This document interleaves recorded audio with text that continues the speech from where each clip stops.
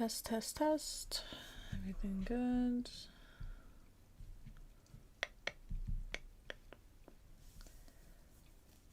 Yes, no. It says the connection's good, but you never know. Crampolettus, he's here. He wouldn't not be here. Right. Say hello. You know, people know who you are. Did you know that? Do you even register this? That people know who you are and wish you well. Yeah, they do. What's this? Is that a bug? Is that what you're having a time about? Alright, come on. Now you can't jump? Okay. Just gonna sit awkwardly.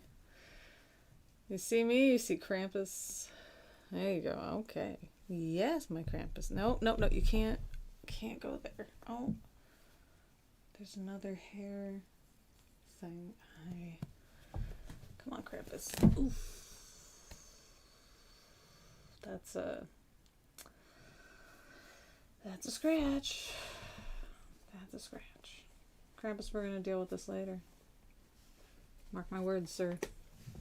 Good morning. How are you guys doing today? Anything you want to share before we get started? We got topics, you know, but obviously you can talk about whatever you guys want. He looks bigger. No, I thought Krampus looked smaller. It might be the angle. He's, I had to cut his hair, but it looks terrible because I have to cut it in stages. He's very, he hates getting brushed. He hates it. He'll attack me. The other cats love it, but he hates it. So his hair gets very matted. Coconut, if she doesn't get brushed, you know, for whatever reason, her hair's just perfectly fine. It's just, you gotta remove the dead ones, but that's it. It doesn't ever mat up. With Choco as their son, it is sort of half and half. He does like getting brushed, except for on his stomach. But sometimes he's okay with it. But he does get these mats. Sometimes I have to cut out. But with Krampus, his hair will just mat. That's it. So he hates getting clipped. He hates getting scissor cuts. And he hates like the clippers. But he also hates being brushed. And so, yeah. So I've had to cut his hair. And he's looking even slimmer. Because he doesn't have any hair. Choco's quite big. He's about 8.5 kilos. That's what, 16 something pounds. Krampus! There's nothing in here. There's nothing here for cats. Krampus, I promise. Krampus. Sorry, just not. It's a depression weekend. Why? No reason. Just is. And I got tutoring today after this. And after that, I'm going to the gym. So I'm just dressed for the gym. I don't even care. I just hope I don't smell weird. Krampus. Don't look at me like that. He gives me this, like, angry, like, one angry eyebrow. When I tell him don't do this stuff. Krampus, come on. Stop it. Just don't. Just don't. He's very noisy. It goes around, yeah. The depression definitely goes around. So, that's exciting. Just, I don't know. Just feeling terrible. But apparently when I'm depressed, my face looks like I'm judging people. And it's just like, judging you. I barely even register that you're doing anything in front of me. You know, I'm just judging myself. You know, I mean, I don't know, things are a little easier with a mask, but I think I just need to wear more, I don't know, I need a more neutral pose or something. You know, I practice like smiling, like fake smiling, to try to make it look like a real smile, So that way when I'm able to be conscious of it, I can use it, you know. But when I'm too stuck in my own thoughts, I can't. So it's not a big deal, I think, at school. Work gives me something to focus on, you know. That's why I'm not canceling for the tutoring today, and I didn't cancel the live stream. You know, it just gives me something to focus on, and that's better than focusing on myself, you know. So, oh well. How am I and the furball? Well, just depressed, and Krampus is being Krampus. That's what he's doing. He's being Krampus. That's all he can be. He's being the best Krampy he can be. I'm moving this microphone a little bit closer so you guys can hear me a little bit better. So some stuff I want to talk about today is either or both military base that I went to or school. So we are now done with the school year, which is nice. But I don't know, which one are you guys interested in? Hello, Chris. Which one are you guys interested in first? The school stuff or the military base stuff?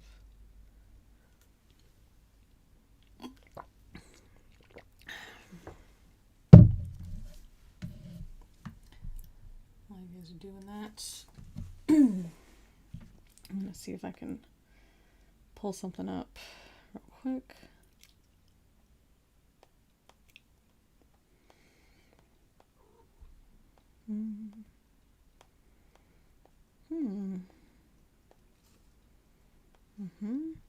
Military stuff. Yeah. I know, I guess it's going around. There's that joke. The winter's over, so the seasonal affective depression is gone. Now I just have regular depression. Alright. Military stuff. So apparently, and I didn't know this, apparently in 2019 there was a change that took place January 2020. So for the past year and a half. It's this new act about, find the exact name, but basically disabled veterans can get on the military base as long as they have their VA identification card. The 2019 National Defense Authorization Act. So for those of you that don't know, veterans can't get on the base. They just can't. If you are retired, which means that you spent 20 years or more in the military, or if you're medically retired, which means you were medically separated and your disability rating is at 100%, mine is only at 50%. If that is you, then you can get on to the military base. That's it. I was told that the biggest threat of terrorist attacks are veterans. And that's why they wanted to keep us off the base, but quite frankly, they have never had a good... I don't know if this is a good idea for Krampus. Krampus. Psst, psst, psst. He's gonna tear something down, or he's gonna break his own arm. There's like some summer little bugs in here that he's very curious about them. Anyway, yeah, they tell us that we're, biggest terrorist threat. Okay, thanks. For me, I want to get on the military base because they've got American stuff, and you can get your American snacks and Tylenol bottles that are like $1 for 200 tablets, as compared to like almost $3 for 8 tablets, as they have in Korea. Why would a veteran in the States want to get on the base? It's just cheaper. So you can go to the commissary, which is like a big grocery store, or the PX, which is like a convenience store. You can go there and get your stuff cheap, you know. Same here, it's cheaper, but just the access to it is important. So I have my VA identification card, and I needed to get base authorization. So there's like a base area called DBIDS, and that's what I needed to do. So of course I called ahead and said, hey, what do we do? How do I get on base? I heard about this new National Defense Authorization Act. How do we get on base? Oh, well, we're not 100% sure. Let me transfer you to this other place. I think they can help you. DBIDS, something about Department Base Identification something. DBIDS is what we're going to be saying, though. I need DBIDS. DBIDS wasn't 100% sure. They wanted me to call a different number for a different military base that was bigger because they might have a better idea. So I called the DBIDS on the bigger base. And they told me, yeah, just bring your veteran's ID card. You got that VA card from the VA, right? Yep. All right. Just bring that to the visitor center. And they'll let you on and you can go to DBIDS and get your authorization. Cool. So I called a small base back, which is closer to me. Hey, where's the visitor's gate? Oh, it's this gate. Cool. There's no way to get to that gate, like online for some reason. There is a map of the base, but it's totally isolated, and it has nothing to do with like the outer area. So you don't know which bus to take or which stop to go to for the what's it called? The subway. So I just went to the one that I was used to going to. And couldn't find it. Oh, here's a visitor base. I go there. Oh, sorry, this is the Korean attachment of the base visitor portion. You can't come here because you're not Korean. And you're not visiting a Korean. You need to go to this other place. And so they told me where it is. Told me it's right next to a different subway stop, like literally across the street. That would have been nice to know. So I got on an e-scooter, putted around. Overall, it took about 2 hours to go from my house to this place when it should have taken about an hour. Cool. So I arrived there, and the visitor center has absolutely no idea what I'm talking about at all. And I'm arriving there, I don't know, I guess around 11:30, 12, and 12:01, I guess. And it's like everyone's at lunch that should know. But instead of calling about it, the visitor center was just like, oh, we can't help you. Okay. Can't you like talk to somebody higher? You know? I mean, these were like old Korean men. Like these are not they're not active duty really. If they were active duty, I would be surprised. I mean, these guys are in their 50s easily. Non-regulation haircuts, you know, they're just kind of filling a position. Korean civilians can work on the military base, but I think these guys just still have some kind, like they might be old reservists or so. I don't know. But I don't expect them to be up to date on changes to the U.S. Department of Veterans Affairs. You know what I mean? So at least call about it, something. Not, oh, we can't read your card. We don't know what you're talking about. Okay, well, according to this, I should be able to get on the base. I don't know anything about that. Okay, so what should I do? You should call this phone number. Phone number doesn't work. Called it again. Doesn't work. Go back. Are you sure you dialed it right? Let me see. Oh, whoops, I gave you the wrong number. Okay. So I contacted DBIDS, and now DBIDS is saying we have no idea what you're talking about. Yesterday, DBIDS told me, oh yeah, that's fine. Just go to the visitor center. We'll hook you up. Remember, DBIDS is giving me authorization to be on that particular base. And so, if you guys have read Catch-22, I read it in high school and I was like, oh, it's pretty funny. But I read it after the Krampus. Oh my god. If you try to come back in here, I will legitimately murder you. Okay, go.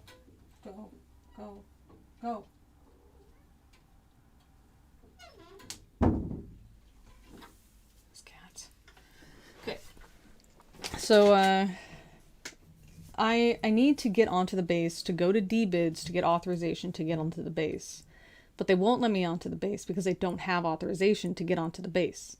To get the authorization, I need to go onto the base to get to DBIDS to get the authorization to get onto the base. But I can't get to DBIDS because it's on the base and I don't have authorization to be on the base.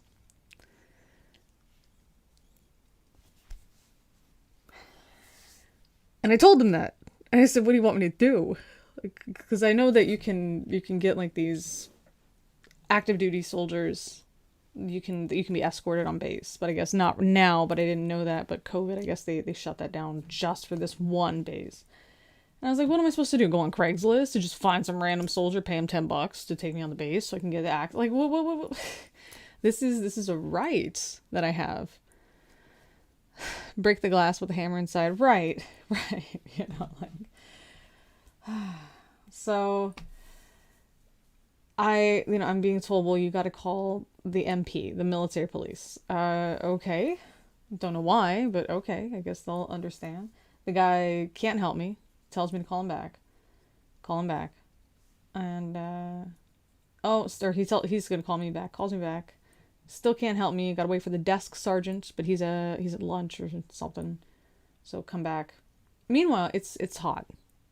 There's no chairs. It's going on 3 hours since I had started this. No food, no drink, nothing. And it's hot. And the visitor center is very small, but there's a little air conditioner and a small bench.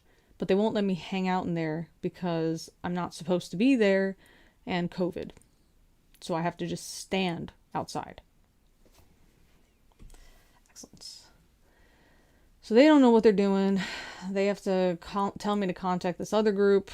And this other group, it's like personal security is what it was. They show up. And breath of fresh air. I mean, they're very happy and whatever. In the meantime, I'm trying to call DBIDS on the other base, the bigger base. Oh, well, the supervisor doesn't know, and this doesn't know, and the supervisor is busy, but let me call. Oh, well, wait, the supervisor can talk to you now. Supervisor wants to talk to those guys. Basically saying to them, why are you guys just letting her sit out here? Like, why didn't you contact your supervisor to verify any of this? Like, why are you just saying, oh, we can't scan your card, whatever.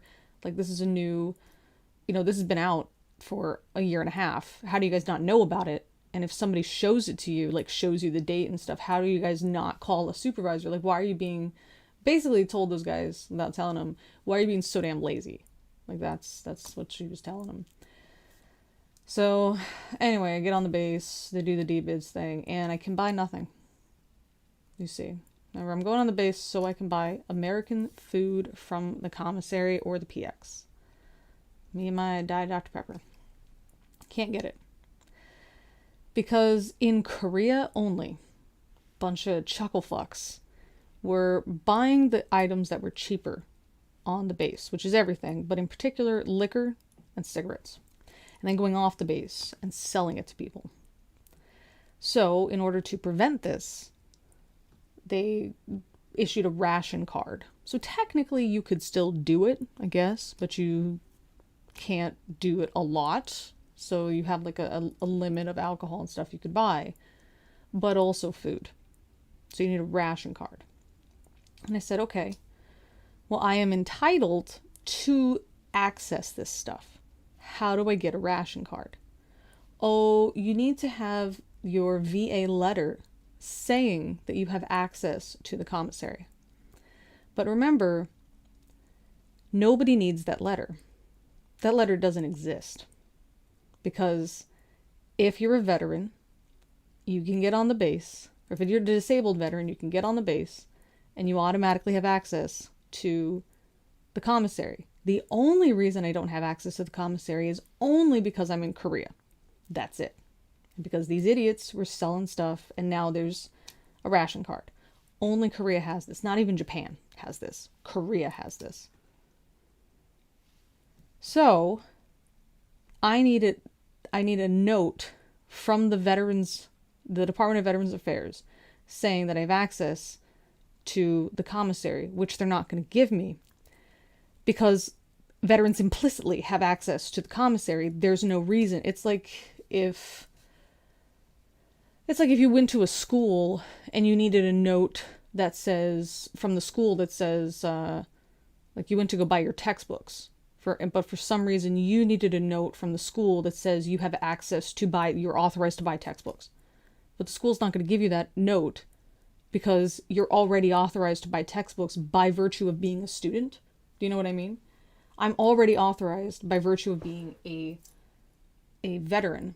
But because I'm in Korea, I have to get that ration card, I need to prove that I have access to the ration card. The fact that I'm a veteran doesn't prove it. So the best thing I can do is go to the bigger base. And then apparently they have a Department of the Veterans Affairs there, which I had no idea. No idea. That would have been nice to know. Really, really, really nice to know. Because I'm sitting here trying to go to Guam and shit to get my, keep my stuff active. I could have just gone there, but I couldn't have gone there, right? Because I can't get on base. It's just very frustrating because it's like you took my health and now you're telling me I got this thing that I'm now authorized to do and nobody gives a shit. Because, how many disabled veterans are in Korea? Come on. So nobody cares because there's no reason to care. It's not like there's a bunch of us lining up and suddenly they got to deal with people like us. You know what I mean? Like everybody that's in Korea is like medically retired and they still work on the base. Like that's what those guys were that were the personnel, security personnel, whatever. They were on the base and they were civilians, veterans that were just had retired and just stayed in Korea. They're just there on the base. So they already have access. This was really not great. So then I had to come all the way back and tutor. And, and people were like, oh, so what'd you have for lunch? I didn't. Like, what do you think? And then they feel bad. Oh, how come you didn't have lunch? Well, because I was doing all this dumb shit, and then you wanted to do this thing, and then because I had to meet somebody for this thing, because the plan suddenly changed. And then the tutoring, and that's fine. I agreed to that. But I'm not going to lie to you about, oh, I didn't eat lunch. And, you don't get the right to feel bad, because you knew that I didn't have any time. Like, I'm not trying to make you feel bad. I'm just answering your question. I didn't get lunch. Oh gosh, I'm sorry, you should have, what do you think? I was just complaining the whole time, just how ridiculous this was, texting people. I said it's like being in purgatory, that, like, it's not bad. It's not bad that I'm a veteran here, but it's also not good, just existing here, But then people are like, oh gosh, I'm so sorry, you shouldn't have come, or you shouldn't have this, or whatever, you should have taken a break, or should have told, no, I'm an adult. I agreed. I don't know. Okay, well, if you didn't want people to feel sorry for you, then why'd you bring it up? I didn't bring it up. You asked me. I just answered truthfully. What am I supposed to say? Am I supposed to lie? Maybe consider that before change of plans. I don't know. If you're going to feel bad about it. You don't have to feel bad about it, but...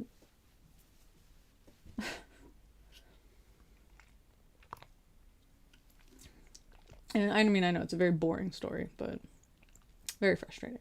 I did record a video while I was on the base, but it was just me complaining. And it was like, I don't know. I don't know if I was allowed to film it, so that's why I didn't upload it. It was just me and there's like a brick wall behind me, but I didn't do that. But yeah, I got dressed up, tried to look all nice and non-threatening, and yeah, just, not great. I could go to the restaurants, which were all closed, except for like Subway. So I just bought like a big ass Diet Coke and some fucking Cheetos and Doritos, which I still haven't eaten. Because the Doritos they have here and the Cheetos they have here, they are not the same. They're different flavors, they're sweet. Not sweet like cinnamon sugar flavor, but there's just more sugar. To be fair, the US version is way too much salt. But, yeah. I was about to ask, is there a local veterans group of people that have dealt with this before and share shortcuts?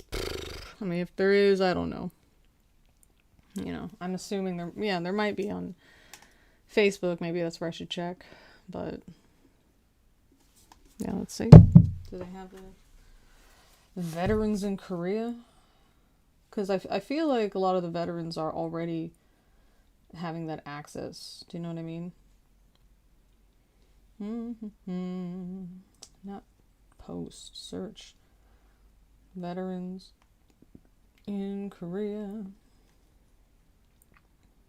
Korea Defense Veterans Association. Korean War Veterans Association. Oh dear. No. Korea Defense. KDVA. What is this? I have no idea. We're gonna find out together. About Us. Okay.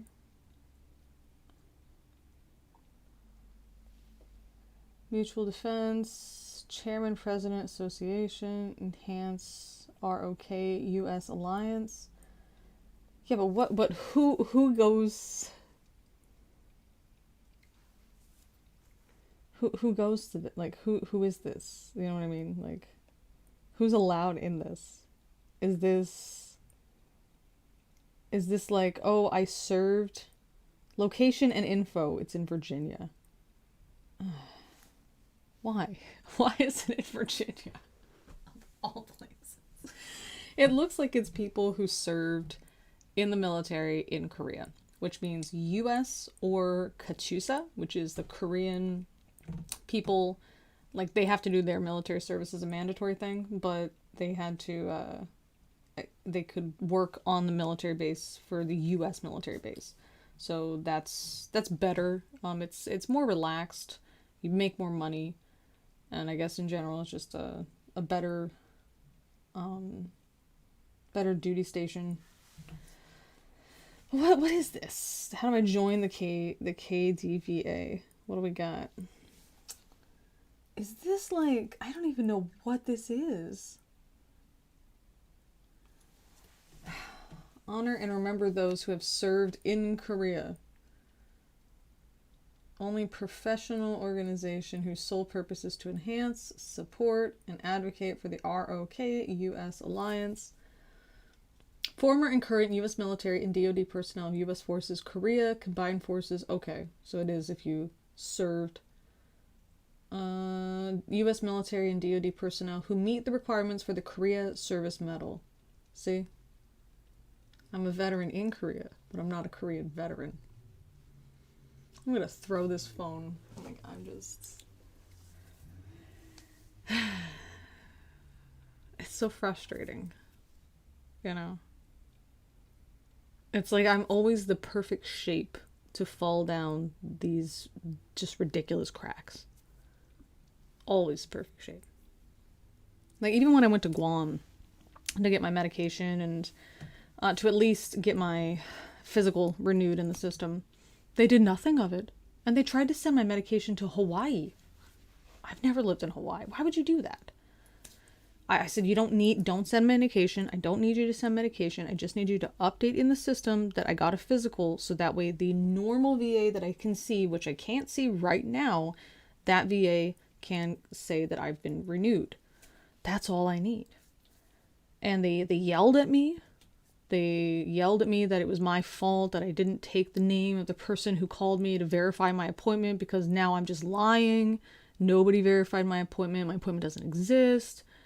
I had an anxiety attack waiting there. I literally told the nurse, because the nurse was like, how you feeling? And, you know, how has it been, you know, coming here to the Guam VA or whatever. And I said, you know, you don't have to tell me if it is, but is there like an unwritten rule that you guys have to just make us feel so frustrated and so shitty in hopes that we just end our lives, and so that way the VA doesn't have to pay us anymore? And her face was like very sympathetic. She felt really, and she said, I'm so sorry if you are feeling that way. No, there's nothing like that, but I'm really sorry you're feeling that way. So I did appreciate that she was feeling bad about that, but that's really how they treat you. Like you're like it's like their whole job is to make sure veterans get medical care, but they act like you're interrupting their day. They act like you're this big inconvenience, and technically they're supposed to help you, but really you shouldn't be here. That's how they treat you, as if you really shouldn't be here, but technically we have to help you. You know what I mean? That's how they are. You know? It's like that's how they treat you. And so, you know, to have gone through all of that, wasted all that time. And again, you know, just going there. I went there at like 8 a.m.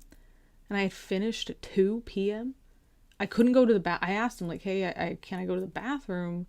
You know, I don't want to be missing my on call if you guys call me. Because they were like, well, you can just wait and see if there's anybody. Like, they wouldn't even honor that appointment. They're just like, well, you can just wait and see.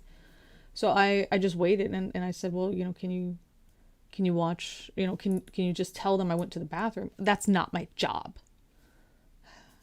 So I just had to sit there. Couldn't even piss. Like, that's how they treat you, you know? That's how they treat you. Why? Why would you take this job in healthcare if you just hate people so much and you want to see them fucking suffer? Why would you take a job in healthcare? You know? It just doesn't make any sense.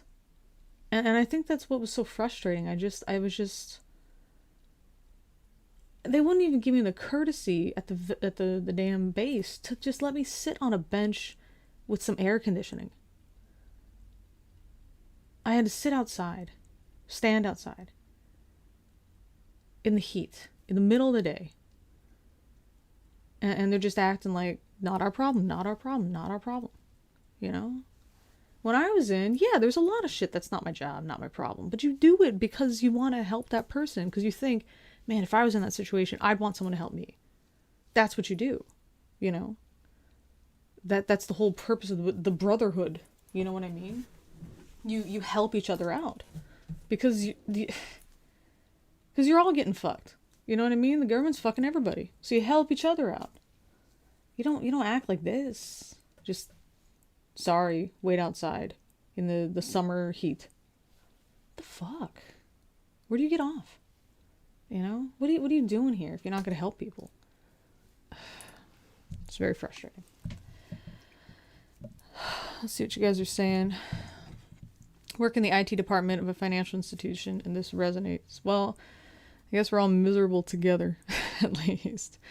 Sometimes complaining at a screen is just what you need. Yeah. Used, abused, beaten up, and thrown over a line. I'm legit so sorry. I appreciate it. It's just... that VA... They'll ask you almost every time when you come in. Do you feel suicidal? They always ask that. Always. It's not just me. They just ask that. And my response is, well, you know, I don't want to kill myself, but what's the checkbox if I want to kill some of these assholes that I'm trying to deal with? And they always look at me like they never heard this. like everybody they work with is just amazing. You know, I've had doctors insult me. Like I couldn't make an appointment because I told the doctor I have to work and I'm going to school. So my appointments, I can only make it at this time or at this time in the afternoon. So they call and try to schedule me for an appointment right in the middle of the I can't make it time. And I said, I'm sorry, I have to work. I told you guys this. And the doctor legitimately said, if you were really in pain, you'd show up. With that attitude. So what, I'm lying? I'm just walking with a cane for fun? Just trying to be styling? What? Really? That's what you really think? What, do you want me to get fired from my job? I'm already poor. What the hell? I'm already on food stamps. What do you want from me? You know? Oh yeah, I'm gonna skip this to go see a doctor that's an ass who's not gonna treat me properly. Just so what? What, you can just tell me you think I'm faking it? Is that, you know, because the government is obviously in the practice of just giving away money for free. So every veteran that's disabled is obviously faking it, and they just trick the government to give. That's what they really think. You know? That's how they really treat you. It's absolutely insane. And they wonder why they're afraid of their own veterans. Yeah, maybe this is why we're the terrorists. Yeah, that'll do it. No, the biggest threat to veterans is suicide. That's the biggest threat. Just by far. The biggest threat is suicide. Is it any surprise? You know? Your body's broken, you're not who you were, and you don't get the proper support. And you were promised that support, and so you think, is there something wrong with me? And then if I raise concern, am I just a complainer? Am I just a big baby? You know? I mean, I had tried to report that doctor to the patient advocate. I tried to report that doctor. And I was told, again, in that like snotty voice, well, you know, ma'am, you don't have to come here. You are more than welcome to go somewhere else for care. And I said, okay, so you guys are going to write me a referral so it'll be paid for, right? No, ma'am. We provide that service. So if you don't want to get that service with us, you don't have to come here. Nobody's forcing you to come here. You are more than welcome to pay for treatment elsewhere. That kind of tone. Because I said the doctor was being a dick. Isn't that what the patient advocate's for? Or are they just going to advocate for the Veterans Affairs? Meanwhile, they do everything they can to make us sick.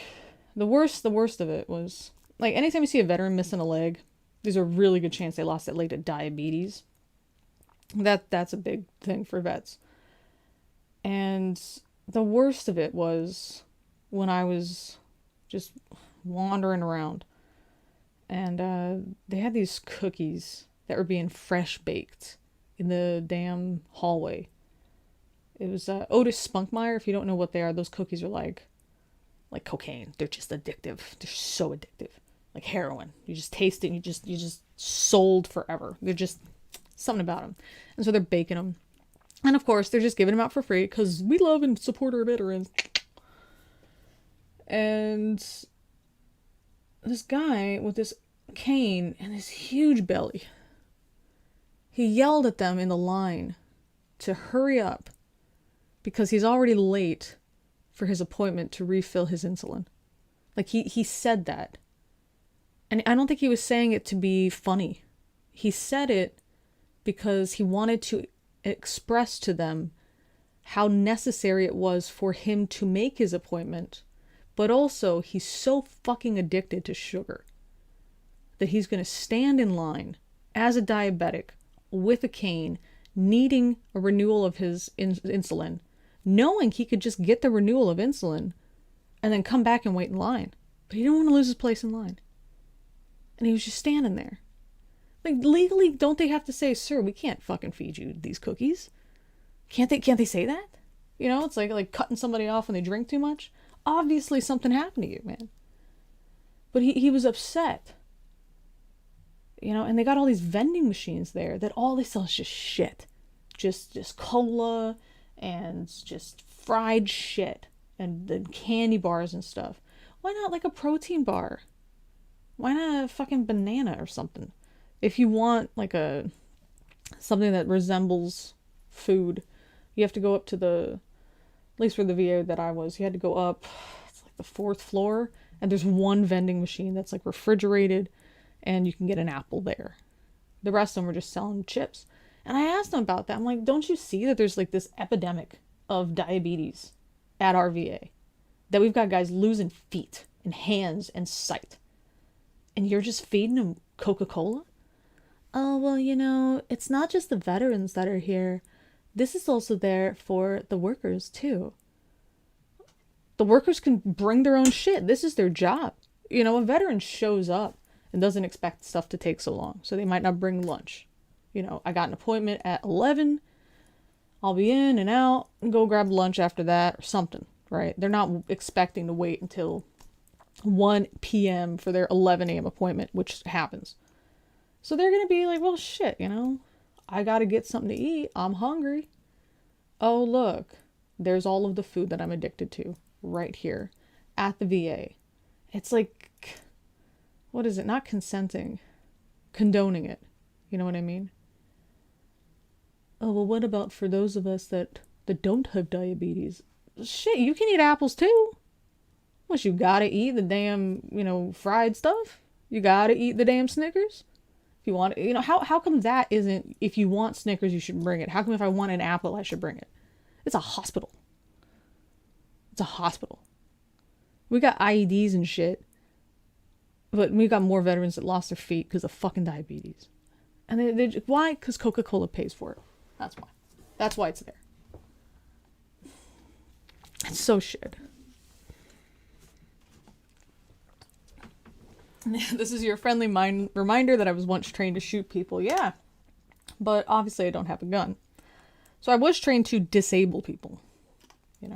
There was this guy at school after I got out. And he was like, I guess he did boxing. And he would always say, hey, Lee, you were in the Marines, right? On a cane, and I'm on a cane. Okay. And he wanted to spar with me. I'm on a cane, dude. Okay. Well, do you got a handicap setting? But, okay. And he's like, we should spar. I'm like, what do you think boot camp was? Like, what do you think the Marines is? Just a happy fun time, fitness camp? But I wasn't trained to box. Why would I be trained to box? I was trained to stop. I was trained to disable. I was trained to throw. Like, because if I'm caught without my weapon, in any capacity, if I run out of ammunition, at least you got your K-bar, which is that, like a knife, like a big-ass knife you can attach so you can affix it to the end of your rifle. Or you can smash people in the face with the butt of your rifle if you don't have your K-bar for whatever reason. But if you don't have your rifle, you're just like... I always thought of like a hermit crab that like went to change its shell, but then the shell was taken by another hermit crab, and then it went back to its original shell, but that was taken, and so it's like, oh shit, I have no protection. What's this hermit crab gonna do? Whatever it has to get another shell. You know what I mean? And so, what do you think I was doing? We're just boxing? No, like, this is how you break a throat, and this is how you destroy a kneecap, And he was, guys, like, men want to fight you. I don't know what it is. If you are a female Marine, men want to fight you. If you're a male Marine, they want to buy you a drink. If you're a female Marine, they want to fight you. Like, oh, finally, a woman I can punch and nobody can get mad at me. Like, what is going on with those guys? Obviously, not all guys. Well, what's going on with those guys? Oh, you're a female Marine, let's fight. Let's see if I can take you. What? I can't, there was that one guy that was always doing it at school, but, like, this is not a one guy thing. Like, this is stuff that happened. How is that your first response? Oh, a woman that was in the military. Can I beat her up? Oh, a man that was in the military. Oh, mad respect. Oh, respect. Support our troops. Oh, let me buy you. Oh, let me pay for your dinner.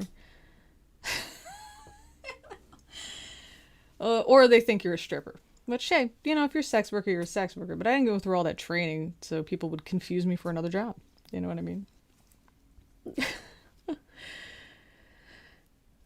When I heard you speaking of sugar addiction, I thought you were speaking in elaborate code. No. Just straight up sugar addiction for these fucking guys. I wish they would help us out, man.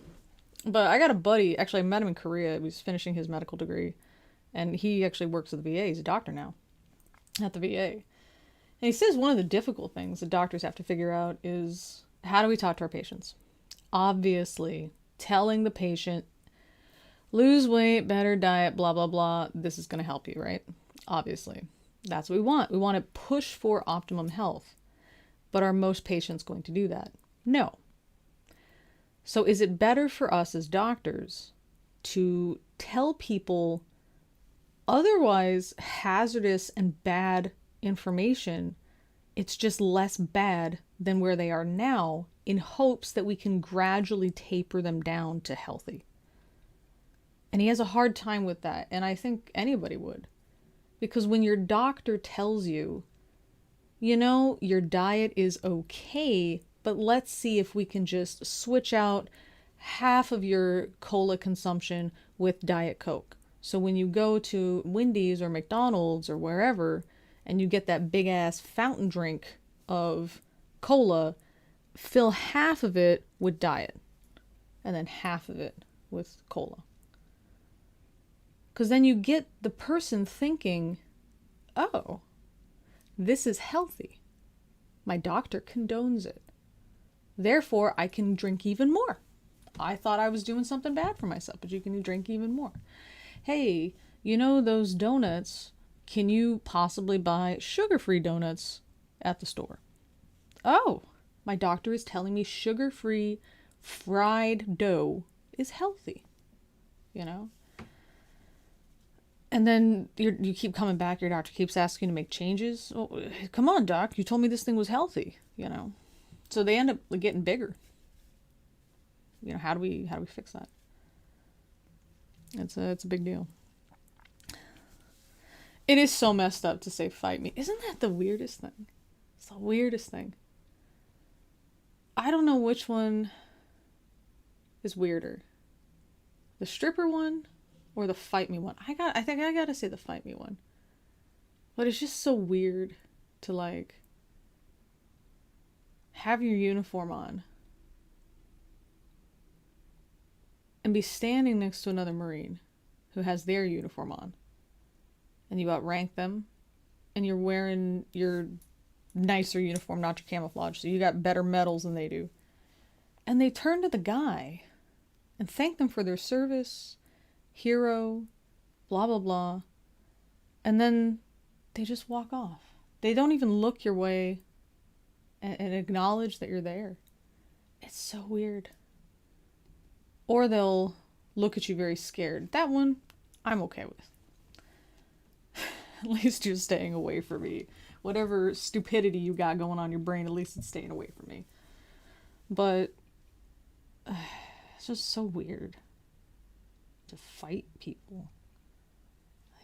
I mean, I don't know. I guess I don't know. What's their goal? If they can't lose. Because if they win, and they beat the shit out of a woman, no, they beat up a Marine. And they get to say that, oh, I beat up a Marine. They're not going to tell anybody, oh, it's a woman Marine. He. No, it's like, I beat up a Marine. And then if I kick their ass, a Marine beat me up. Oh, man, those fucking asshole jarheads. So, it's just a win-win for them. For me, cool, maybe I can go to jail for the night. Yay. That's a concern for me. Especially being in a foreign country, If I have to defend myself, am I going to go to jail?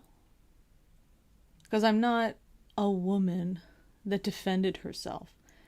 It's foreigner immigrant Marine beats up local man. That's the problem. And so it worries me. I do my best to just not get into those situations. And I'm pretty good with just yelling at people in a way that scares them to go away. Like using your voice as a weapon almost. I can't even demonstrate it because it's not even 7 a.m. and I'm going to piss off my neighbors. But it's almost a bark. And it's just that type of... I guess that type of loudness and pitch, just it stops people that aren't used to hearing it. It's just like a stun kind of thing. So it's kind of helpful. I also do it to my students to wake them up. It's very Very fun. Can't do it when I got a migraine, but it's a fun time. But yeah, I mean, I'm worried about that. There's guys that like they'll try to follow me home, like they'll just follow because there's this belief that foreign women will have sex with you. There's just this belief. There's this creepy foreigner dude. Did I tell you about this creepy foreigner dude? That was running after me. Did I tell you about that guy? I totes arm wrestle you, but converting that to a fight, that's just cheating. I mean, I'm not great with arm wrestling. I'll admit it. You know, I mean, that's not equivalent. You know what I mean? You passed the McLaren F1 on the road yesterday. We were in a traffic jam. Exactly. Gosh, you must be the best fighter, right? I ate some wings once and the guy said they made a Marine start crying and freak out. Still proud of that one. Gosh, their hypothetical balls are bigger than their real ones sometimes. Tiny little Suzuki 4-wheel drive versus that McLaren F1. Exactly. That's what they want. I don't know why. My brother gets it too. He's really big. Like, he's a big man. He's really tall. Very muscular. He's just big. Like, when I talk to my brother, I just call him Bergs. That's how I call him. And then he'll say, "Hey, look at this," and then he'll flex, and I'll be like, "Bergs." That's how I talk to him.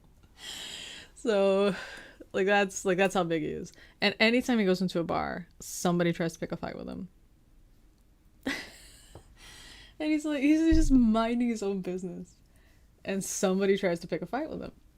Constantly. And he's got that same problem.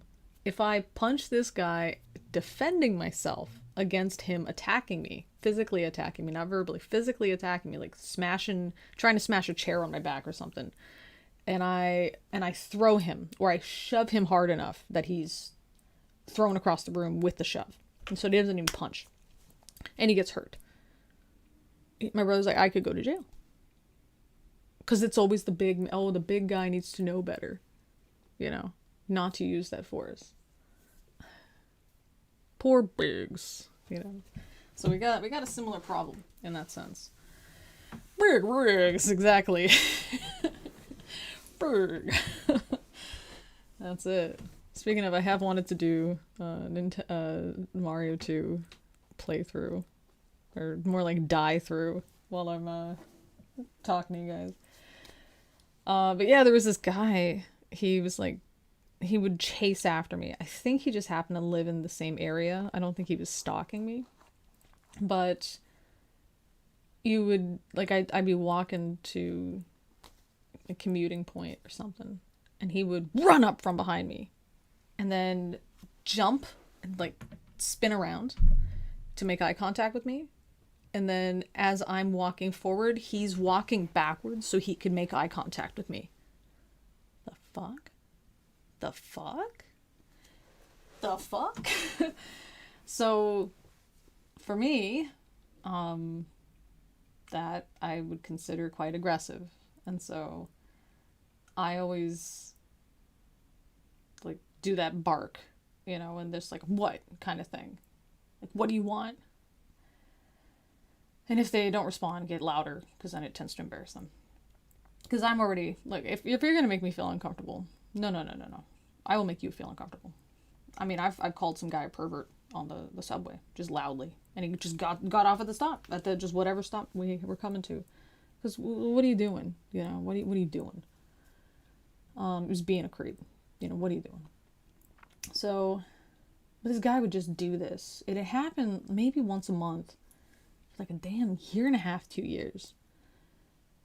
And the problem was, I thought maybe he could be learning disabled. And he had followed me onto the subway once. And I was sitting down, and he comes up to me, and I think he's disabled and he needs to sit down.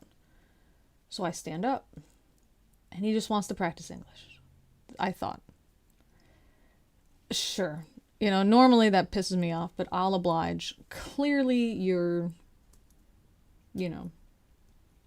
not firing on all cylinders.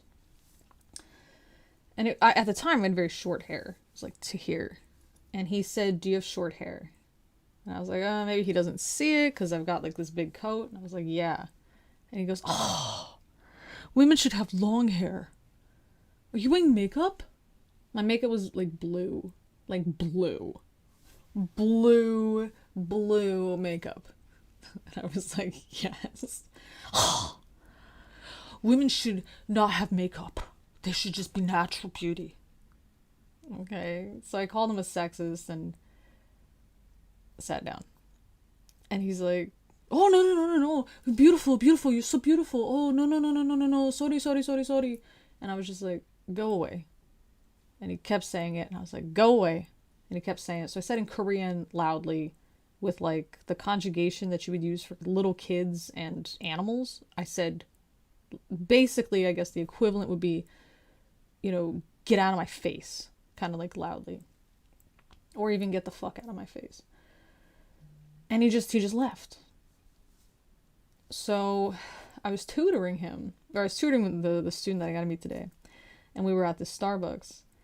And he comes in, and I was just like, "Oh, Jesus.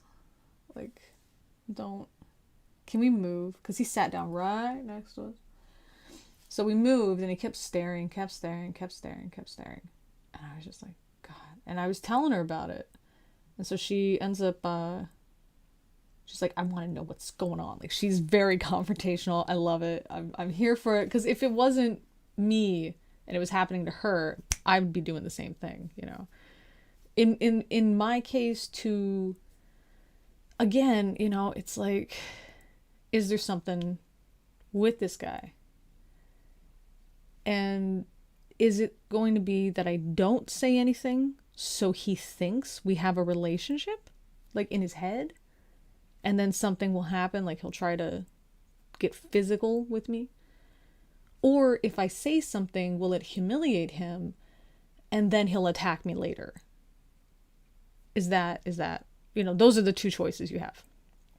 So we ended up confronting him, and he was like, he has a trauma about Korean women. So he's basically got, those like creepy incel guys that are like, "All Western women are terrible. Feminism has corrupted them. I need myself a submissive, traditional East Asian lady. That's the only woman for me." Like, those guys? He's that, but for foreigners.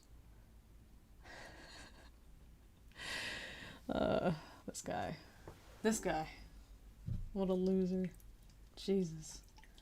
Like, yeah, that's it, huh? So we realized, because she had gone to the McDonald's after one of our tutoring sessions, and she saw him, and he was like harassing another foreigner. Same shit. And she called me. She's like, "Hey, I don't know if you're still around, but that creepy guy's here." We call him Mr. Bacon, because she said that, she was in the Marines, and next time you come over here, we're gonna call the police, and she's gonna slice your bacon. That's what she said to him. And I was like, "Look, I'll just call the police. I'll take your picture and I'll send it to the police." Like, because I didn't want to threaten him with like violence. I was just trying to. But yeah, so we call him Mr. Bacon. So we saw Mr. Bacon. And I was just like, "Stop." I went over there and I was just like, "Man, you got to stop harassing these foreigners. Like, this is not okay."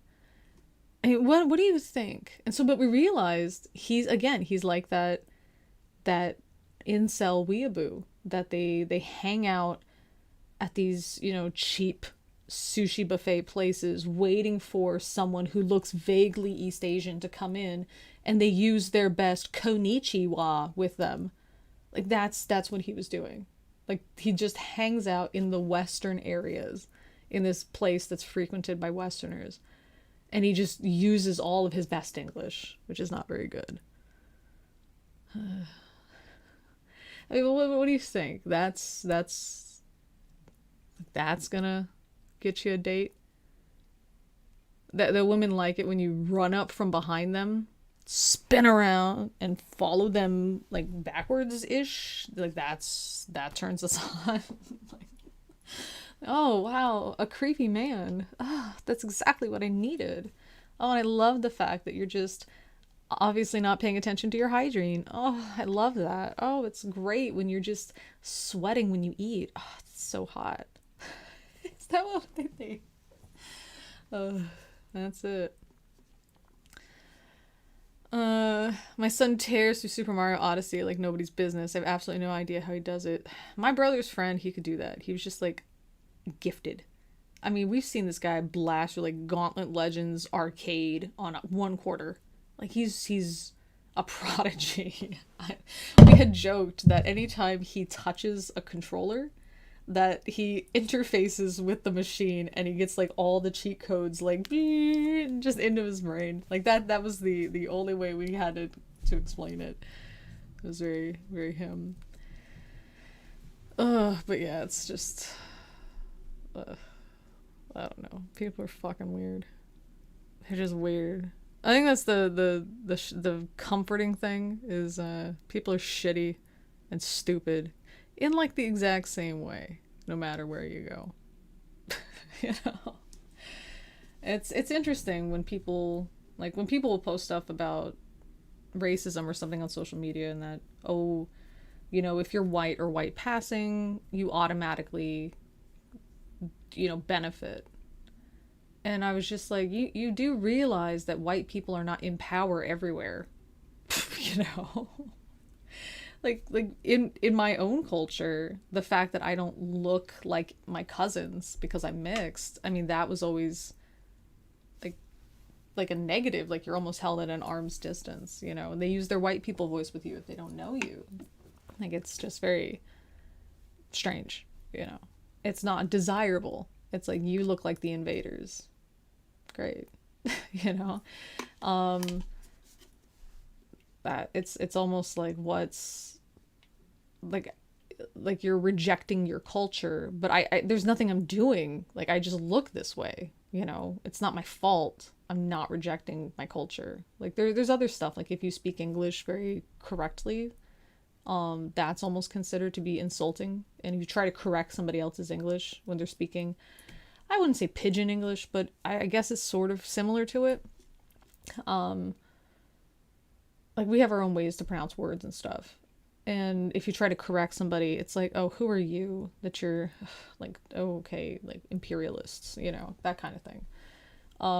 Being light-skinned is not good there, you know. And it's the same in Korea, you know. Being somebody that doesn't look Korean, that's not a benefit.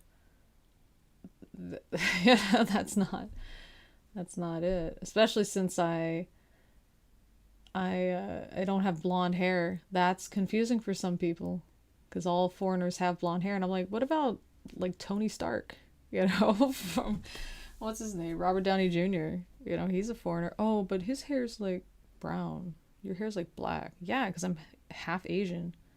Yeah, but you're not Korean. You know, or the fact that like my grandmother was invaded, you know, during the Japanese invasion of the Pacific, and there's a lot of Koreans that are like, oh, your grandma was a comfort woman, which is that euphemism for Japanese soldier sex slave. And I say, yeah. Oh, I didn't know you were Korean. I'm not. Oh, but you said your grandma was a comfort woman. Yeah, Japan took over like the fucking Pacific. You know? And the Indian Ocean like region, all ish, you know, not all the way to India, but like Southeast Asia. Like what do you think, that like Japan just like only took over Korea, you know? Oh, I didn't know you were Korean. What did I just say? You know? Or like being Lee.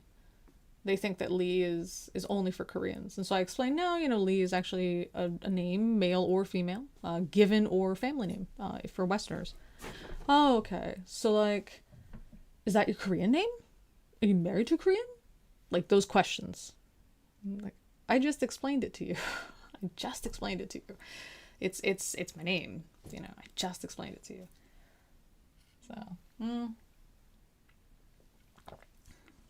it's very interesting. So again, you know, just like you have those ignorant European or American or Canadian people, you know, when you try to explain something they don't understand, And then they just don't listen, you know?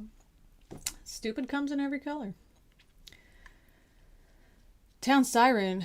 Oh shit. I hope you're okay, Summer. I don't like that siren sound. That siren sound they have here sometimes. I guess it's for like a military drill or something.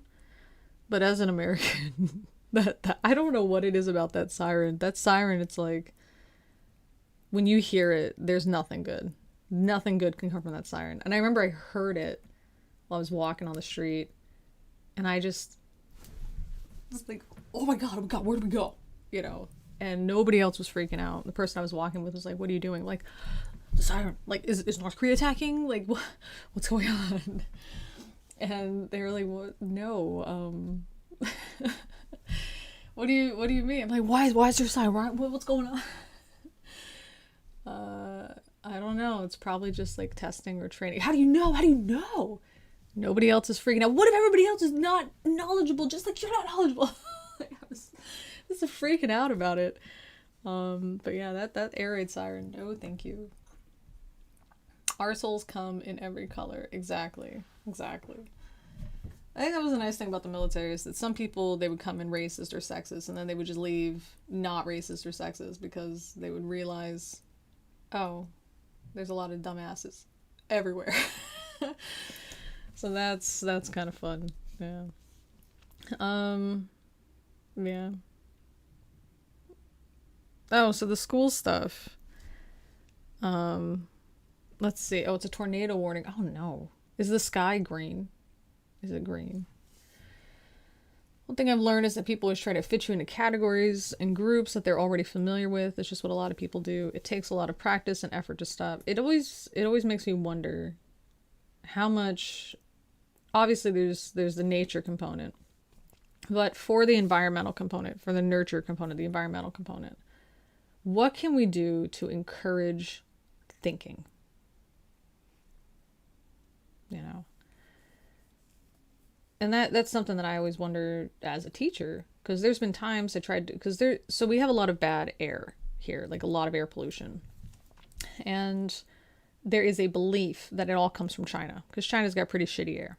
And some of it is seasonal, especially during the yellow dust season. And that dust is, part of it comes from the Gobi Desert, you know, so it does come from China. But the Korean government was like, China, you need to pay for, I don't know, some kind of healthcare costs or something that are going up for respiratory infections. And China was like, why do we have to pay for it? And Korea was like, because the pollution comes from you. And China's like, prove it. What the fuck? So Korea's like, fine, we will. And they got together with NASA. And a year later, NASA was like, hey, Korea, the 80% of the pollution comes from Korea. And Korea was like, oh. And proceeded to do almost nothing. They shut down some of the older coal factories, like 12, but that was like it. And so we talk about that in geography class, and I explain that to the students. And then you ask a follow-up question. So, you know, where does, you know, just as a review, you know, where does most of our pollution come from? And like 75% of the students will say, oh, it comes from China. Duh. Everybody knows that. It's like, what did you just talk about? You know? So I would say that's the more difficult thing, is not learning, but unlearning to relearn. And so one of the things that I've had is success with is asking them to think further upon it. So, okay, so now that you hear that, how do you feel? And that gives them an opportunity to either absorb the information so they can answer that second question, or to confront it. You know, well, I mean, doesn't that mean China's still producing some of the pollution here? Sure. Well, shouldn't they be responsible for it? Sure. But what about the 80% that comes from Korea? What should we do to help our own people? What do you think? So those kinds of questions help. And that's reduced it down to like maybe one out of the class who still will say, oh, it's China, you know, without thinking. So that's been helpful. But it's hard to do with these like small interactions. But I've tried, you know, what makes you think that all Westerners have blonde hair? Well, it's just what I see in the movies. Okay, but what about guys like Tony Stark or the guy who plays the Hulk? Or Loki. Oh. Well, don't they just kind of have brown hair? Well, not really. And also, what about the fact that you know, because you know me, that I'm half Asian? Yeah, but you're not Korean. Do you think that Korea is the only Asian? So I don't know. If asking those questions can help, but some people are just very resistant to it. I don't know why. And then is there a way to reach them? Just, for my general interest as a teacher. And speaking of, I'm going to share with you one of the final exam essays. Final exam, just because we're doing COVID and half the students aren't on campus and whatever, I just gave them an essay instead of an exam. So, easier, right? They got to work on it, 2 weeks to work on it, a week before it was due, or a week before like all finals are due. All of it is a work week. We just work in the class. And this time I said, all right, at the end of every class, send me what you worked on. Let me see your progress. I'll comment on your progress, tell you what to fix, tell you what's good, whatever. Just very, very straightforward. So one student turns it in. It's supposed to be an MLA format. And at the top left, it says student's name and then their name, which was not first name, last name. So they got their name wrong. Teacher, Ms. Lee, which I told them, don't do that. Here's the FAQ. Question 1, how do I write your name in MLA format? 2021, 6, 15, wrong. Slavery to modern day. For some reason, a lot of Koreans will misspell modern as modern. I don't know why. Modern day is one word, not capitalized, and it's all the way at the left and bold. I'm not going to go through just exactly how broken all this is, but maybe I should. None of it is capitalized. None of it is. So anything I say, none of it's capitalized. In 1880 to 1914, there was a European rule in Africa, and Africa was taken over Africa. Next line. They traded and colonized in Africa by using slavery, trading coffee, rubber, palm oils, rubber, and cocoa were mostly traded. In 1840, the trading started by trading with locals. Next line. Large part of the lands were harder to take over because of diseases since it was the 19th century in 1940. And in the 1870s, 10% of Africa was taken over by Europe's state. The cause of this was mostly about marketing and money. Next line. Also forcing farmers to make cotton farm for the company and not able to grow food and ending up in starvation, also getting wood. That was for building houses and floorings since wood had unique colors and traded tea and coffee. They also traded slaves in this era, and the slavery became major trading too. They were basically used for tools. Next line. France was most active in West Africa. 2 spaces down. Also, Africans didn't let them take over at first, the resisted, but defeated by technology superior enemy since they were using guns and the Africans were using spears and other traditional weapons. Next line. The first country to do the trading was Britain, and soon Germany and France followed along. They also started to trade sugar canes, using their natural resources as products for money. Next line. Today, many African tribes became extended due to political connections and the way the continent is not so small now. They have roads and rails. 0. She's fluent in English. Fluent. So this grammar stuff is just lazy. She's fluent in English. This was new. The stuff she was working on, if she sent it in during that week, she sent it in like twice. It was about comparing the current pandemic to the 1918 H1N1 influenza pandemic. And she just kept saying all of the most wrong things, and I kept correcting her, and she just kept saying it again. So, I mean, this student, it's weird. She's very fluent. She's very engaged in the classes, and then just doesn't turn anything in. And I mean, she should have just not turned this in. You know, what did you expect? What did you expect? You know. There was another one, but I don't know. A lot of students were trying to submit it as a PDF. Just questions like this. Miss Lee, I wrote a history-related topic on my introduction and first body paragraph, so is that considered as 2 paragraphs? Because I said you have to at least 2 paragraphs about the history. And I said the introduction is just a preview of the essay, so you can't include a lot of details in it. It won't count as a body paragraph for history. I mean, this is just... All they had to do, by the way, is choose any topic at all. Anything. And just explain how it started in history, and that was it. Just whatever you like. How it changed in history, that's it. Whatever you liked. One student did Burberry, one student did beer. One student did language, like leftovers of Japanese language from the Japanese occupation of Korea, in modern Korea. One of them did democracy, but only in Korea. A few of them did feminism, but one of them really fucked it up. One of them did plastic surgery, which was interesting. One of them did coffee.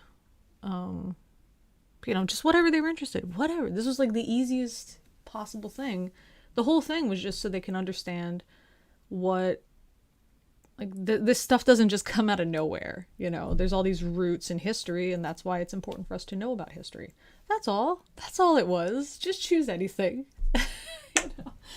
That was it. There's some very basic requirements like MLA format, citations, and works cited page. If you're going to focus more on history, because the thing hasn't really changed and it's got deep historical roots, that's going to be most of your essay. And if it's something that you're going to talk about how it's changed through time and stuff, then the modern stuff is going to be most of your essay. But for the lower amount, it should be at least 2 paragraphs. One student did torture, just different types of torture in history and in the modern time, and why. So he did the not Joseph Goebbels, oh my god, Joseph Mengele, the twin studies for medical reasons. He did the witch torture. He did Unit 731, and also for medical reasons and torture purposes. He did Abu Ghraib and waterboarding. And it was very interesting. So he didn't even have to include how it changed in time. And I just graded it differently because he turned in a different kind of essay. I'm very, you have to try to fail my class. One of them was about feminism, and he started off with isms. Everything is an ism. And that was almost the entire submission. Just don't turn anything in. I have some students that didn't turn anything in. I respect that. You understand you got a 0. That's it. Great. And I've told students that I will respect if you don't turn anything in because you accepted the fact that you didn't do it, and I'll see you next year. Not a big deal. But if you turn something in because you felt guilty and you decided to try to throw something together last minute for points, you're just wasting my time. And you're wasting your time. What are we doing? Don't do that. I have to spend more time typically grading it to justify giving you this bad grade than you did putting it together. So you are wasting my time. But this time I was just like, nope, just 0. I'm not even grading this shit. This isn't even basic requirements. When I was working for my engineer's title, I had about an hour per week of communicative aspects of informatica, how to structure a document, the purpose of an audience-oriented writing. Teacher said it was one of the most important subjects. She did have a point. Yes, you do absolutely need to know your audience. I tried to explain that to the students because some of them, they're all basically fluent. And I told them, this isn't like if it's an AP class that's different, I have to grade the language use and stuff. And you have to be able to be fluent enough to write a solid essay in English to even get into any of the AP classes. But for this class, which is not AP, I'm not going to grade your grammar. I might comment on it to help you, but I'm not going to like grade you down for it. The only thing I'm going to grade down are things like you're not supposed to use a contraction in an essay. So if you write don't instead of do not, you lose something. If you say you, me, I, we, or any of those first or second person pronouns, you lose points for that because you shouldn't put them in here. This is a research essay. But a lot of them, they didn't want to listen to that. And they were trying to use like a hook because they were used to using a hook for, I guess, opinion essays. And this is not an opinion essay. And some of them had a hard time. One of them was way overthinking it. And I had to say, dude, take a step back. You're making this harder than it is. You know I'm not going to steer you wrong. Why are you doing this? Like, why are you trying to put a hook? I told you not to put a hook. That's not it. That's great for a presentation. That's great for an opinion essay. It's just not what we need in a research essay. You're just presenting the information. He's like, that's it. I'm just giving, like, I'm doing research and I'm just putting information here. Yes. And I don't have to, like, make any guesses or opinions. Right. It's just research. That's it. Oh, like he just, well, that sounds way easier. I'm like, yep. Not trying to make it tricky. You know? I don't want your opinion on this. This is not the time for it. You know, this is a history class. We're not giving our opinions on interpretations of literature, you know. And I told them a hook is great for other things. And it's kind of like your school uniform versus a bathing suit. If you go to the beach, bathing suits, perfect clothing. But are you going to wear a bikini to school? No. It's inappropriate to do that. School uniform is perfect at school. Are you going to wear a school uniform to the beach? No, it's inappropriate to do so. There's a time and a place for this stuff. Okay. So I'm not saying a hook is bad. It just doesn't go here. That's all, you know. It's just some of some of them are still learning, you know, and you try to be cognizant of it, which is why I was giving them all that feedback, and some of them just did not apply it. Which is too bad, because I told them, because like they would turn something in that was very similar to what I had corrected the day before, and I said, fix this. Did you read what I wrote? Did you read all my comments? They're like, oh, I saw them, but I didn't really read it. And I said, child, I am not typing for practice. I don't need practice typing. I'm not doing this for fun. I'm not doing this because I'm bored. I'm doing this to help you. Read the thing. Like, it's the same with the students turning in PDFs and stuff. I'm like, no, go back, submit it as a Google Doc. Like, that's what it says. It's the first thing that it says. Research essay submitted as Google Doc. That's what it says. That's it. Like, I didn't write all of this stuff and the rubric, and I didn't write it because I was bored and I just need practice. You know? So I always joke with them like that, which is a joke, but it's also kind of a poke. You know what I mean? Like, you should be reading this shit, y'all. You should be reading this shit, you know, but you can't say it that way. So it's like, what do you think I wrote all this for? For fun? You think I'm just trying to torture you and make your life annoying? No, I wrote it because you have to follow the rules, you know. So I think it's kind of funny because I wasn't sure, like, like the amount of shit that I was given. There was much more good stuff, really good essays. But even the shit was just like, just entertaining, you know? Like that thing about slavery and modern day, you know. What do you put? Africa, enslaved Africa? What do you want? How can you be mad? You know? So it was always like, oh, because you can see on the site, like you can see who didn't turn in a thing, but you can see who did turn something in and it's not graded. There's like a mark. So there's nothing next to it if they turned nothing in. So I just go through those first and click and just give them 0 and just say no submission. Not a big deal. Those are the easiest ones. But then I go to students like that and I'm like, this is either hit or miss, because this student can be really good if she put the effort in. It's the same with the other student that did the isms. They've got a brain there and it's functioning, but it's just not being applied. And so it's just like, all right, what do we got? What do we got? Roll the dice. Click. Thank you. Thank you. I needed this laugh, you know? And it's not an insult to the student. It's just like, nope. See you next year. You know? It's not anything, you know, it's not like an insult to them. Obviously, I mean, they're students. They got shit to do. You know, they got priorities and stuff. It's just history, you know? So I'm not mad at them for that. Grading the stuff, honestly, as frustrating as it was also rewarding. It was entertaining. There was a couple of the students, especially the ones that are really like worried that, oh my god, I suck so bad at English and I just am terrible, and you just, you know, they kept asking for help, and then when they finally get it, you see their face light up, and then they turn in this essay. It's like, yep, it's everything I asked for. It's legit. You follow the directions and you got an A. And they're just like, I got an A in English, in history, as an essay. And I was just, and I'm like, yep, that's why you got to follow directions. That's all it is. The teachers are not trying to trick you. Life is not trying to trick you. Just follow directions. Don't try to outsmart it. Don't try to impress us. Just follow directions. And it's just like, oh, you know, so it's really great to see that connection being made. And so that's so, it's rewarding. I mean, I know it's cliche to say, but it's rewarding. Are the classes in person, live, or hybrid now? Not live, I mean in Zoom. Yes, they're hybrid, which is the worst.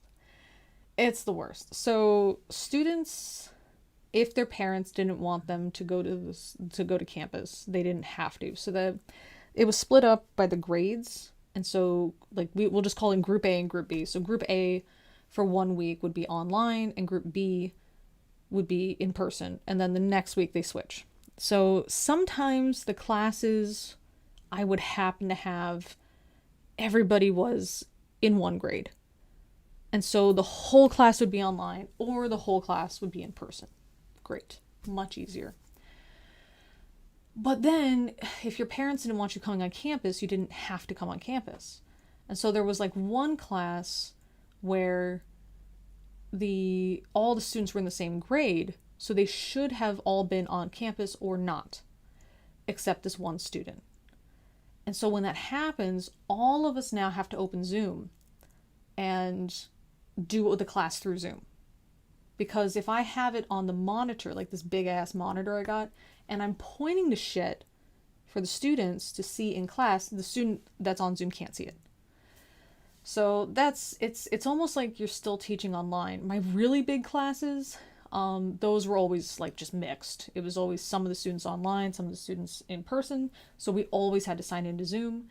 And the whole class was just done on Zoom. Again, that's fine, but it was just really annoying that one kid, because teaching where I get up and I move around and I'm pointing at shit and I'm doing whatever and I'm drawing shit on the board, that's what I'm more comfortable doing.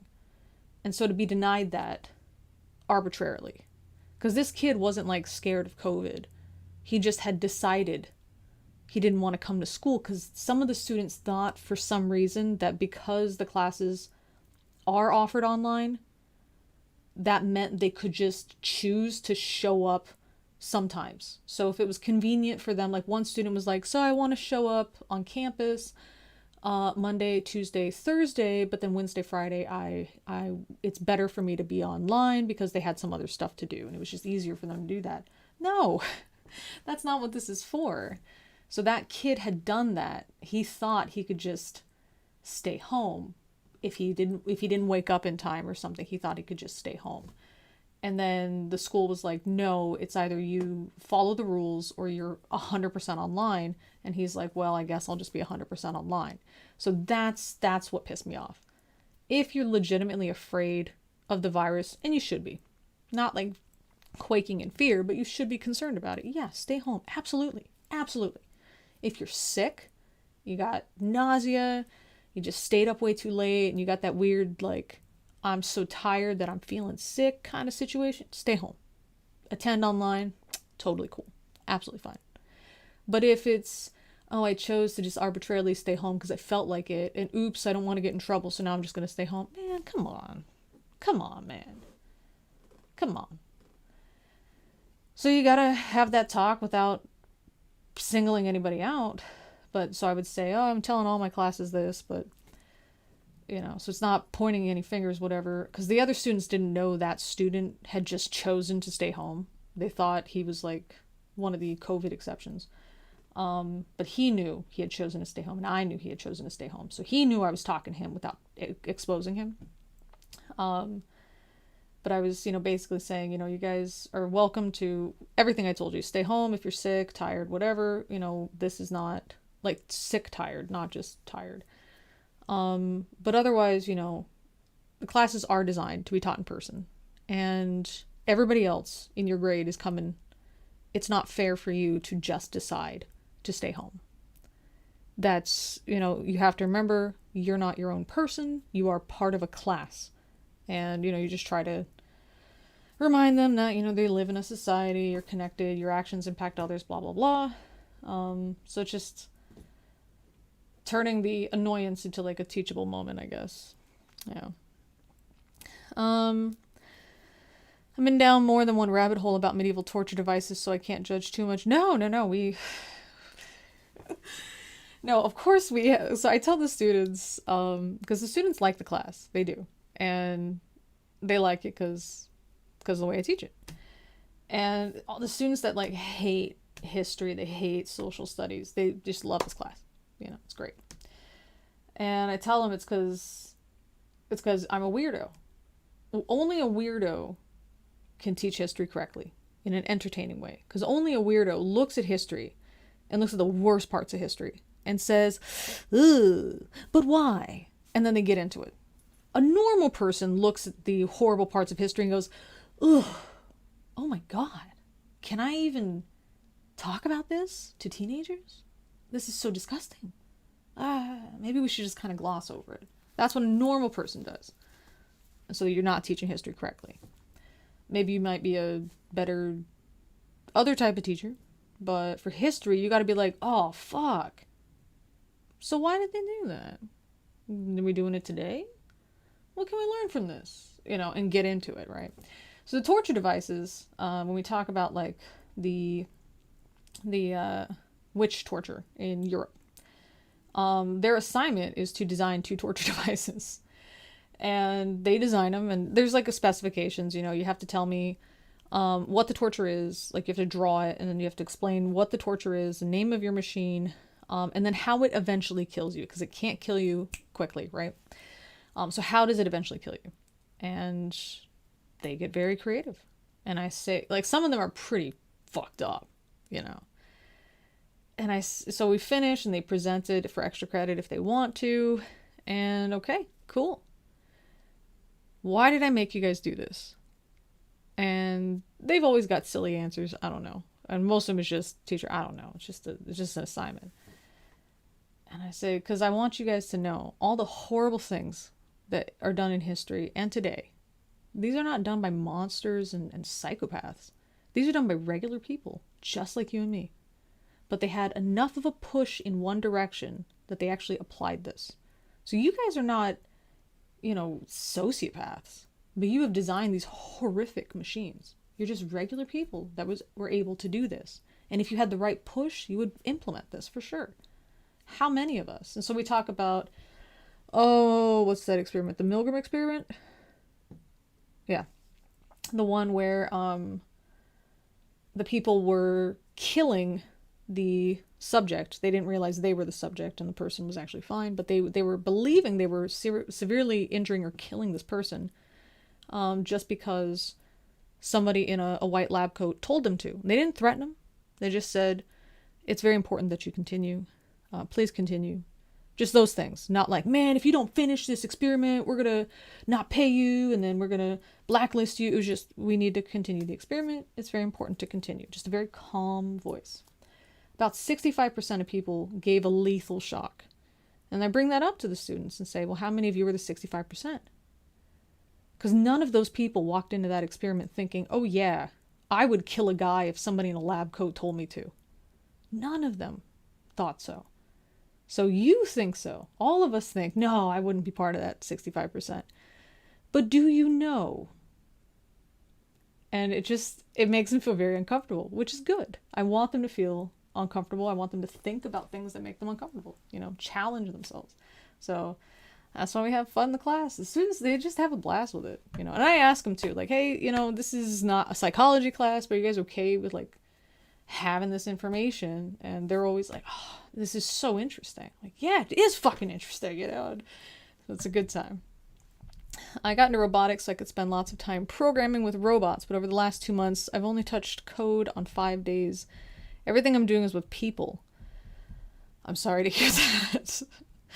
I know that's difficult with you. I embrace all those history warts that people get triggered over. That's how you learn from said history. Yes. We did not have the proper amount of time to go through my World War II horrors lesson. It's basically, it starts off with dead children and it just keeps getting worse from there. It's the most disgusting thing in the world. It has like a warning, like there's a preamble to it. It's just basically what you're about to see is horrific, and these are real photos, and it's all awful, and you may feel sick and you can get up and leave if you have to, but please remember, these people suffered. And if they can go through this torture and feel that discomfort and pain, we owe it to them to be feeling some level of discomfort and pain, almost to honor their memory, and also to make sure this never happens again, And it's disgusting. It's a disgusting. When I finished with that PowerPoint, I almost vomited. It was that bad. So the classes that we have we're not really able to really get into it. And I didn't want to just, here's a bunch of pictures on the screen, But I tell them, it's not that World War II was especially bad. It's just a lot of stuff happened. A lot of stuff was kind of hidden happening. And we had photos. If we could photograph the worst stuff, my money would be on the Assyrian Empire. But all this stuff is terrible. It's terrible in different ways. And stuff that's not terrible in physically shocking ways, can be very psychologically damaging. And, we're still doing this stuff. We're still doing this shit. I thought we banned white phosphorus. We're still using it in Syria. I thought we banned that after Vietnam. But, it's nuts. It's just absolutely nuts, And sometimes it reminded me of this because a student that I tutor today had asked me this, and a couple students will ask me this sometimes. Just like social things that are going on at the time, and she had asked, teacher, what do you think about gay people getting married? And I said, well, we learn about a lot of really awful stuff in this class, don't we? And I just give some examples, There's a lot of stuff to be mad about in life. Two people that love each other, I don't know if that's worth my anger. There's a lot of stuff for me to be mad about. There's little girls getting set on fire in Afghanistan just because they want to have an education. I'd be mad about that. Two people that love each other and want to get married, I don't think that deserves my anger. And that's like my diplomatic way to answer that question, because I as a teacher, it's kind of hard to tell people how to feel, because you're like an authority. If you say something, then you're like an authority to them, and it's almost as if you're instructing them on it. So to me, that's just kind of how I phrase it. There's a lot of stuff to be mad about. Two people being in love, that's not something to be mad about. So, yeah. The Milgram experiment. Yeah, that's it, man. That's it. I said Milgram, right? I didn't say Milford. Sometimes I say Milford. I said Milgram, right? Need to show you some medieval coins. Yeah, you do. Fuck yeah, you do. The most misguided application of human ingenuity. I tell the students, we are an amazing species. And as amazing as we are absolutely disgusting. Absolutely disgusting. And one of the things I thought was pretty cool, because the student had actually, so the students are now just using my whiteboard as just an art display, because we can't use it because of the damn Zoom thing. And so one of the students had actually written a thing I said, and I was like, they're listening to me. Oh, bless them, you know. It was, a person is smart, but people are stupid, which isn't my saying. It came from someone else, but they wrote that down. I was like, oh, bless this child. But yeah, I tell them that, you know, as smart as we are awfully stupid. You know, as capable of learning as we are, wow, we are resistant to education. And even our bodies, you know, you could have some people that have gone skydiving and their parachute doesn't open, but under the right conditions, they will impact the ground, break all their bones, hospitalized, full recovery. And then there's people, they're just walking along, whoops, trip, fall down just right at the curb or on a step. And then that's it. They're just turned off. That's it. We are so fragile and we are so resilient. And it's so much of it is just chance, isn't it? You know? So, control what you can, but recognize you don't have a lot of control. So it's fun. I really try to like get the students thinking. My phrase for them, you know, do you remember like being told, you know, put on your thinking caps? I tell them to heat up their skull noodles. Time to heat up those skull noodles. And we just talk about uncomfortable shit, you know. Just like an icebreaker. Sometimes it's, oh, how was your weekend? But sometimes it's, so what do you think of the concept of free will? They're like, what do you mean? Okay, so here's free will as an idea. Okay, do you believe you have it? Sure. Okay. Free will is me choosing to do what I want to do, right? Yeah. So can I jump out this window and fly? No. Okay. So I am limited in some cases. But then how do I know what I'm doing? And I told them, like, I have to leave the room. And I put this down because somebody had called me, and I put this bottle, this liquid, down. And I say, I'll be right back. Don't touch this. And I leave. Well, that's weird, right? Isn't it just a powered bottle full of water? Why would the teacher say, don't touch this? How many students would get up and look at it and touch it? What determines that? That they are getting up and doing that where the rest of you are sitting down? What if a student... You guys, it's vodka. Which students are going to drink it? What determines that? Is that free will? And just seeing that, because the answer when we start talking about free will, they're like, yeah, of course, free will, of course. But then when we go through that, they like their faces. That's what I like. Well, you know, it's... And some of them, they're very tired. I'm like, listen, I know you're not going to put a ton of brain power. It's first thing in the morning. But this is something that's going to keep you awake. When you're like, oh, man, 3 a.m., time to go to bed after scrolling through Instagram.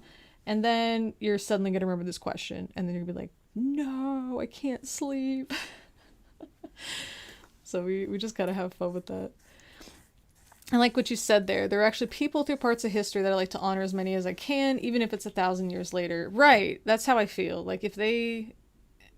Yeah, it's really uncomfortable to look at, for sure. And it makes me feel terrible and disgusting.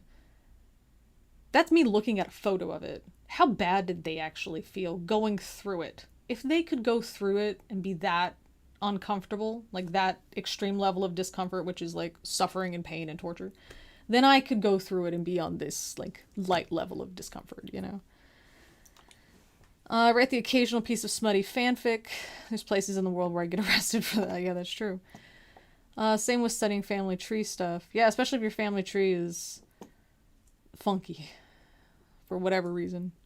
Like I think some of my family might have been cousins when they got married. I'm not sure. And that was weird. Might be related to a dictator. Maybe. Not sure. Not a good one. I guess, I mean, there's no good dictator, but might be. So, that's weird. But then there's just cool stuff you learn about. But they don't learn about it. That was one thing I actually had to assign as extra credit, was talk to your grandparents. It was part of Australia's dream time and dreaming and stuff. I just said, you know, what's your family's dreaming? You know, what would you do for that? And dreaming, I had to keep drilling into them. This is not sleep. It has nothing to do with sleep. It was that the person who spoke English and who thought they understood this dialect of or this language in Aboriginal, this Aboriginal language well enough, misheard the term as the word for dream. And so that's why they called it that. And now, since it's become part of English, that's just what we call it. Has nothing to do with dreaming. You can still want to fly and still jump and be disappointed. That's true. I've had a couple really long straight branches up there. Yeah, it makes you wonder. But it is interesting, you know, like some refugee status from my biological father's side of the family. Possible slavery. I don't know. It's very not known. It's just like not known. You know, that's the thing.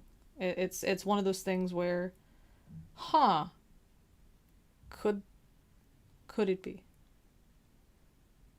But it's just that's it. That's where we're at. Could it be?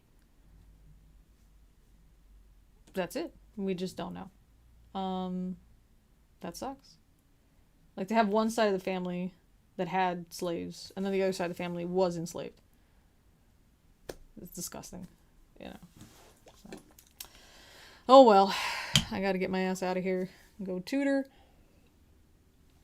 I'm tutoring her for her GED, but this child has got too much shit on her plate. We were talking about something yesterday, and she had glazed over, and we had 10 minutes left. We tutor for 3 hours at a time. 10 minutes left. And I was like, man, maybe we should just stop early. No, I want to do it. Okay. So to review what we just said, what is Magna Carta? Looked over at the book. Equality under the law. What does that mean? You know, like civil rights. No. We talked about this before. So we had to do all of them again because she just... And I was like, this is not helping you. Your brain is so fried. This is not helping you. Like, there's something to be said for, you know, stick-to-itiveness. Do you know what I mean? For just buckling down and getting it done, right? There's something to be said for that, and there's also something to be said for knowing when to stop. And she really needs to learn that. I think most of us need to learn that. Hell, I need to learn that. My dumb ass here, painfully sore, and I'm like, yeah, I'm gonna go to the gym after doing this. I mean, I can't criticize her. I'm doing the same shit. Anyway, guys, thank you for talking about that. I'm a distant cousin of President Monroe and had family that fought on both sides of the Civil War too. That's interesting. Magna Carta, not the Magna Carta. Right. I mean, that's what it was. What was the other one we're talking? Oh, we're talking about Mayflower Compact, and I was telling her it's Christian ISIS is what it was.